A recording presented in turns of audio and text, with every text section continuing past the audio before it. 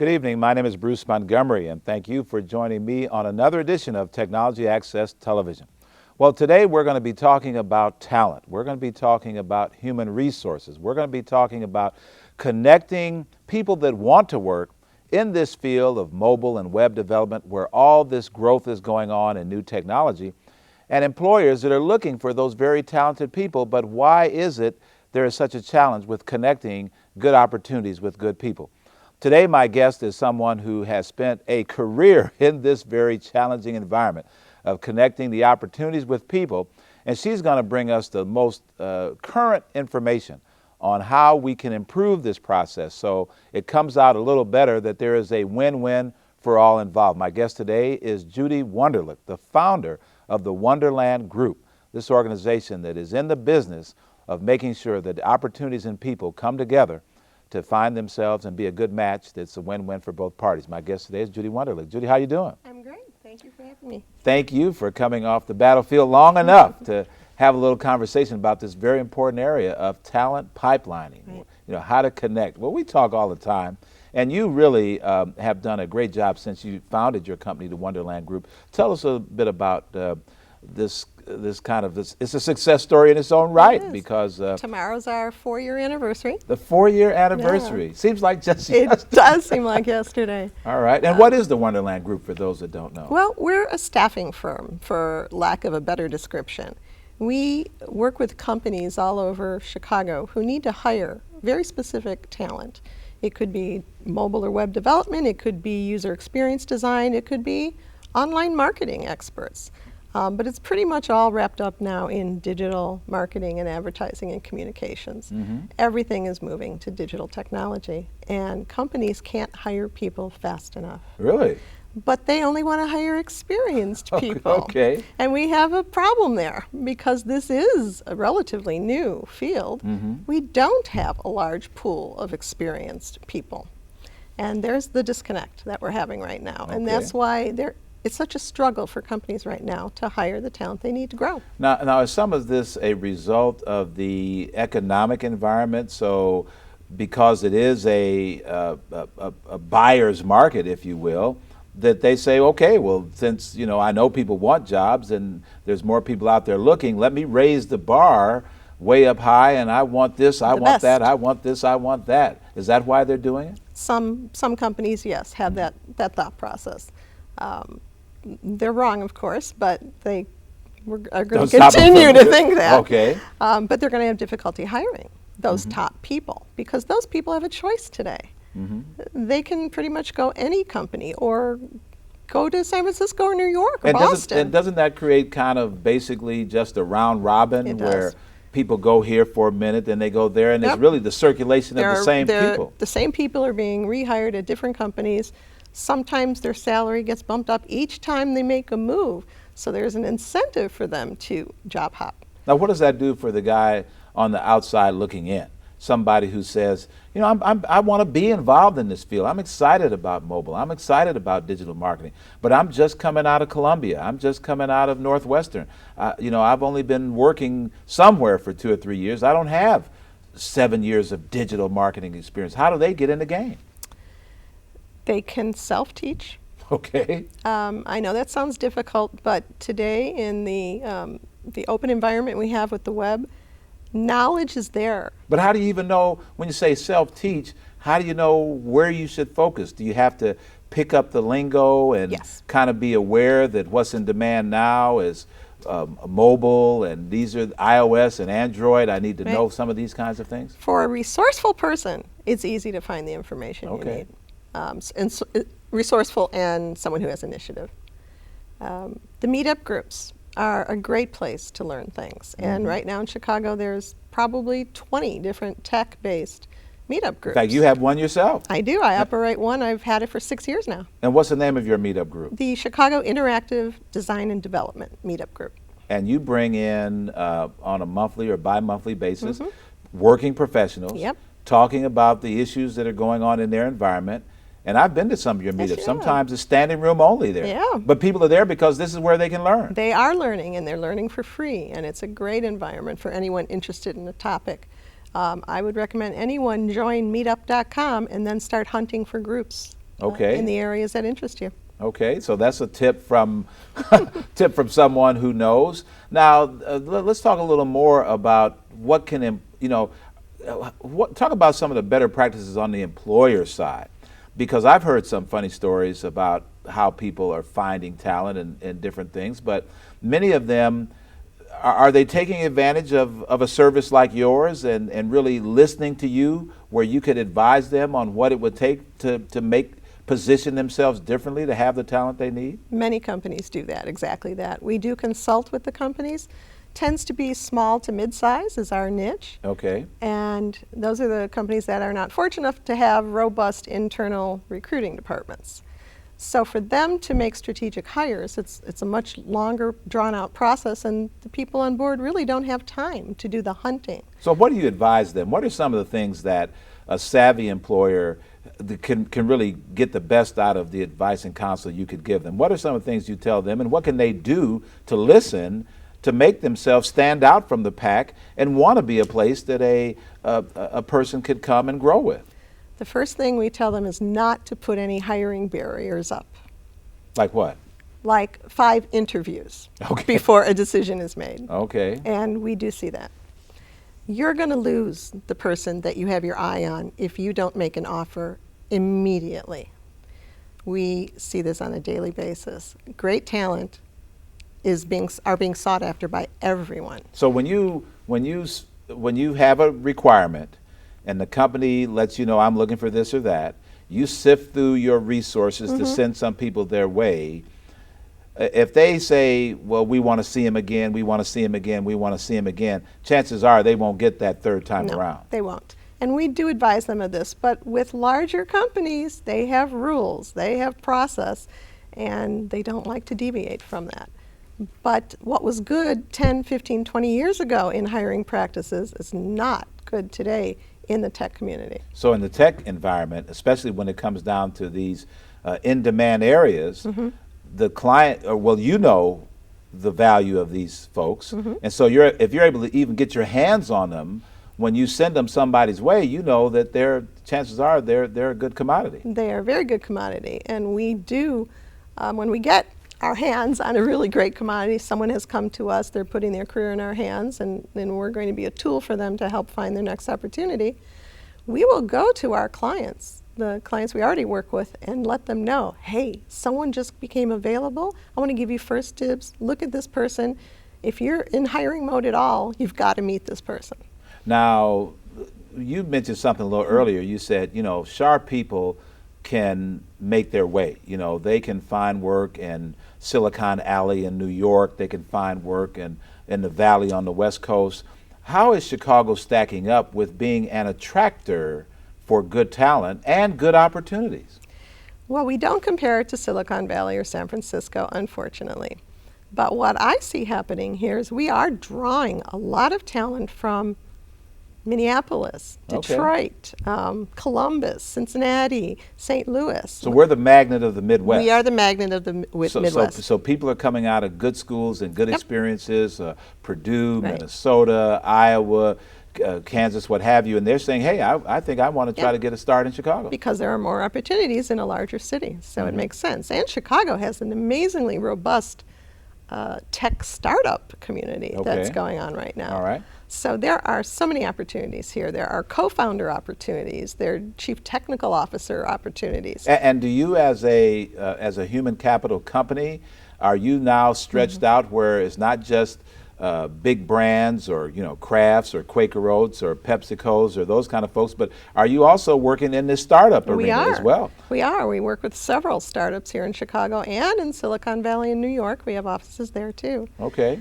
And the startups are actually our favorite clients. Oh, really? Because they're the ones that get it, that they have to make a decision, move fast, or they're going to lose that person. And they're the ones that tend to be the most grateful. They really appreciate what we do for them. Now, a lot of people are sitting here probably looking at this show and saying, well, these people look like two calm and intelligent adults. Why are they talking about this? Isn't this all a kid game? Isn't this something where, if you're 18 and you're 21 and you're 25, yeah, I could see that.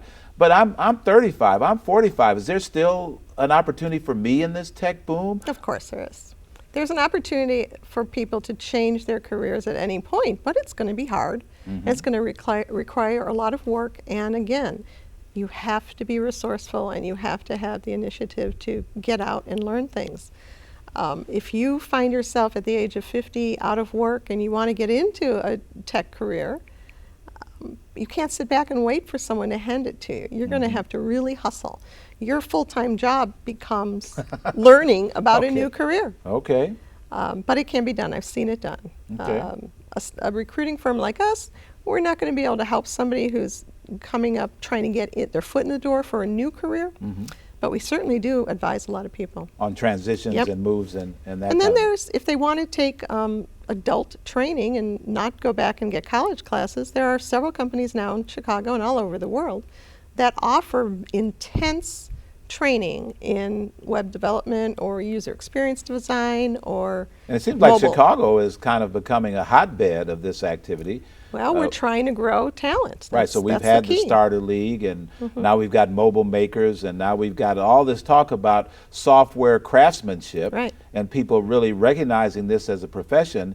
And so I guess this is speaking to the fact that there are opportunities that are not being filled, and is there a talent shortage of the right skills that people really need? Complete shortage. Okay. And it makes sense why there's a shortage, though. This is still relatively new field. Okay. If you look at when people first started using the web, that wasn't that long ago. That's correct. So there isn't a huge pool of experienced people out there. But a lot of, I come out of the traditional computers and telecom and software background, and when I talk to a lot of people that are in the industry, a lot of people who have spent some years in the industries kind of get burnt out. Yeah. And they don't feel, especially if they were on the corporate side of things, and let's say they worked at a big bank or a big insurance company, and many of them have seen their jobs get downsized or outsourced, whatever. And then some of them just became, I found people very insensitive to wanting to pick up new skills. And I said, because I've been in this industry a long time, so I've seen the different, trends come along, and I'm all excited about this new trend. They're like, oh, those PCs will never amount to nothing. Those tablets will never amount to nothing. Who cares about a damn smartphone? I'm like, who cares? It's only, 10 billion people on the planet using these things. Those are unfortunate people, and they'll probably remain unemployed if they've been downsized. So you have to be open and receptive to the Totally. new concepts. And it's not just a kid's game either. Yeah, right. You've got to get that out of your mind that it's just Gen Y that's out there. Yeah, they're out there in force and in high numbers, but that doesn't mean it's the exclusion of anyone over 40 or 50. So talk about the different types of companies that you say you work a lot with startups. Now, another big part, I spent, before entering the computer industry, I was very much involved with the advertising community here in Chicago. So are we. In Chicago, again, this is Michigan Avenue. This is, Draft and Foot Cone and Leo Burnett and Jay Walter, and then not to mention, Critical Mass and all these other new guys. Razorfish. Have they created a demand for talent in yes. this arena? They certainly have. I've watched in the past 5 to 7 years the advertising agencies scramble to build development or web design. And have you been able to departments. put people into those We opportunities? have many Okay. times. But they're having the same problem everyone else is. Finding these people? Finding the people. There just aren't enough. Now, again, Chicago, you think about the great, legacy brands, the Crafts, the PepsiCos, the Quakers, Wrigley, these kinds of companies. Are they also moving in the direction of having this kind of talent in-house? Well, they do, because anyone who has a website needs to do something needs with to that. do something, and every company has a website. There are a lot of the large companies, though, that do not do any of their design or development in-house. They use outside firms that, like the Nerdery, has Okay. large corporate clients. So I can't name them all, but there are many companies in Chicago who don't do internal design development. But then there are huge companies that have amazingly robust teams, like Sears, for example, and Walgreens on the e-commerce side. They are really pushing online shopping. And this is right in downtown Chicago. Downtown. That Sears has their big e-commerce team on State Street. Yep, Walgreens. And Walgreens right there in the old Yep. Carson's building, a big team. W.W. Granger has an operation down Wow. here. CDW Well, let's has an talk about operation salaries. down Let's here. talk about, the kind of range of salaries? We're sitting here all excited talking about web development, but what kind of money can people make in these fields? Why should people be excited about this? Is this all work and no pay, or can people actually make some money in this arena? It's actually a lot of work and a lot of play and good money. Okay. I don't know what else you could ask for. Okay, in a job. Let's talk about the range of salaries depending on where you are. If you're a 3 to 5 year experienced person in digital tools and development, some of these areas, what are some of the ranges that are in that first area, 3 to 5 years experience, and then we'll go up from there? Okay. Well, I can tell you what a lot of corporations want to hire people at. All right. And then we tell them what the reality is in the Okay. marketplace. We generally will see companies wanting to pay for that 3 to 5 year level person between 40 and 60,000 a year. That's what they'd like to pay. Okay. If they are able to hire someone at that rate, it's got to be someone who is junior and doesn't realize that the what they're worth. marketplace, they Okay. just don't realize their worth. But most people these days do realize their worth, and I am seeing now people with 6 months of employment experience getting paid $60,000, $70,000. Wow. So that's not too bad. Yeah, it's not shabby at all. Okay. It's user experience. Jobs over 100K are very common, probably the norm. So then in that 3 to 5 year experience, if people kind of know what they're doing, they should be looking right around that 6-figure opportunity. They could get to the 6 figures pretty rapidly. Wow. So, but what has driven all these high salaries is the shortage. Okay. Obviously, when there's a shortage of something, it becomes more valuable and prices go up. Now, we were talking off camera with the guys that were here earlier from the Nerdery, and they were talking about this whole thing of a technical co-founder. What is a technical co-founder? It's somebody who will do the development work for this new business. Okay, so an entrepreneur has an idea, and he has for the next great website or the next great application. But he's got to find somebody that's going to code that. He's got to find someone to build it. Okay, yeah. and that's unless he or she themselves are coders, then they can. But usually the hire of a chief technical officer is the person who initially helps build the product, but then builds the team that will underneath go on and them. support. Right. And so now, do you help in that area? When you talk about working with startups in digital media or startups in mobile, Right. Do you help people find We these do. types of talents? We do. Okay. We do.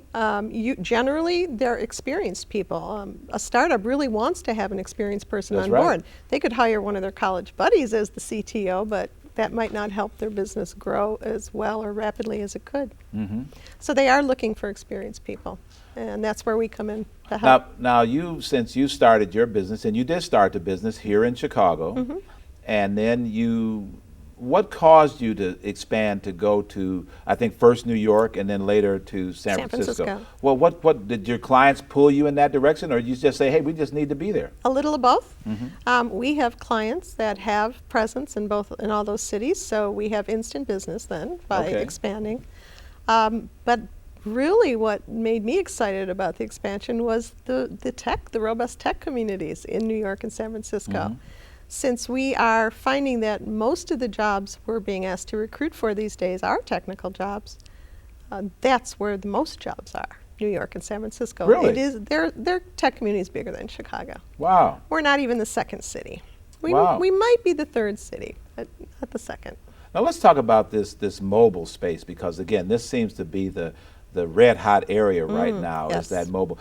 First of all, is that true? Yeah, everybody's pushing for mobile. They want mobile marketing, they want mobile design, they want mobile user experience, and of course the coders and developers. And when you say people want, you mean employers, businesses, brands, agencies, all of this community that you work with, they are hawking out there trying to find sharp mobile people. Some companies are pushing to hire mobile people just because they think they need to have a mobile presence. They're not quite sure what they're going to do with it, but and this ranges from a McDonald's to a Leo Burnett, from a large companies to small. Right. Okay. The word on the street is mobile is the place to go, and mobile advertising is going to, the dollars there are going to be astronomical. So everybody wants to be part of that, scramble and be part of it. But again, there aren't mobile developers out there to build the apps. So another thing we were talking about off camera was that companies can really do something about this if they want to. They could. They could extend their building of a pipeline through things like internships, coaching, mentoring. They could build a farm team, if you will, and they'd have some people to pick off later on if they do that. Right. Why is it so hard for companies to make that kind of commitment to talent development? If I knew that, I'd be a wealthy consultant. Okay. I liken what's happening today, let's go back in history, with when America became an industrial giant. Mm-hmm. Do you remember tool and die makers by any chance? America didn't have them. That's a skilled trade, highly skilled trade, but we didn't have any. So instead of employers, putting out job posting after job posting to hire experienced tool and die makers, they realized we're going to have to build our own. There's just no one out there. We've got product. We got to get the product out to the marketplace. We need people. We're going to train them. So they started apprenticeship programs, which were highly successful and it made America great. I think we need to take another look at that. Well, that was the whole notion of vocational schools. I mean, Chicago had some of the best crops of vocational schools. When you think about Lane Tech or Chicago Vocational, these were great schools, and they had direct relationships with industry. And people could come right out of those. Right out of high school. Right out of those high school experience and get right into that kind of manufacturing arena. So there needs to be a tighter connection between what goes on in our education system, especially early on, like high school, middle school. Middle school and grade school. Middle school and grade school. We've got to go all the way back. But you talk to a lot of young businesses, and you don't get a sense that they have a community connection. It was so nice to hear the Nerderies say that they were doing some of that. But when you look at companies, companies of 50, 100, 200 people, are they thinking long term about why they need to invest in talent development? Many are, but many are not. Okay. The ones that are not are the ones that are pulling their hair out the most in trying to hire talent. The ones that are thinking smarter are the ones that may investigate creating an internal training program and hiring someone right out of school, maybe give them a few basic tests like a math test to make sure they've got that aptitude, and then bring them on board and have them work side by side with their development team and learn the business. So for people that want to find out more about the opportunities that are in the Chicago and national marketplace now, can they come to the Wonderland Group website and peruse the opportunities? I would love if they did that. Okay. I think as of today we have about 80 open positions. Okay. Some of them are contract positions, and when I say contract or freelance, I'm not talking about a day here and a day there. Most of the contract opportunities that are coming to us are 6 to 12 or 2 years long. Wow. They're almost like permalance positions. Okay. And then of course we have a lot of employers wanting to hire full-time.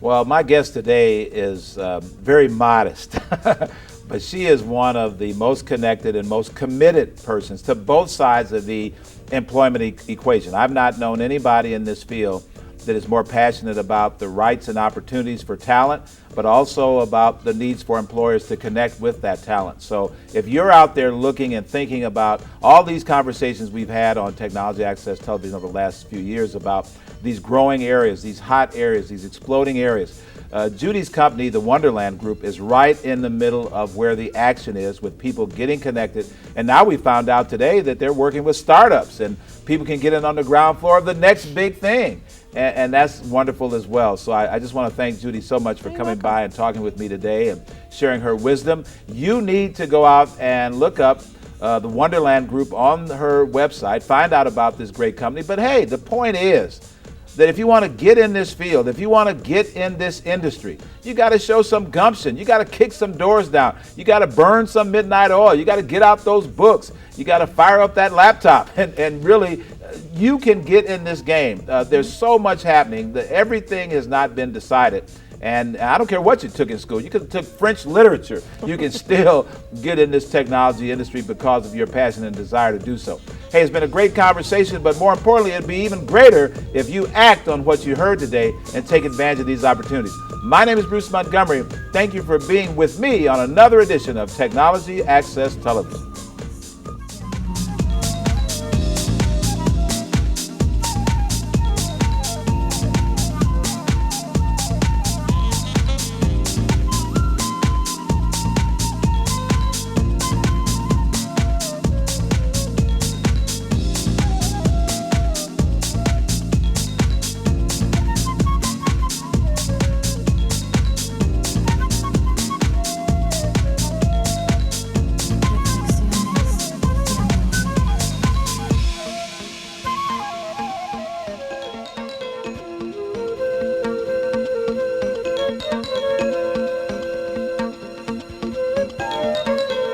Reflexiones de amor. Tender sex and trombone slide.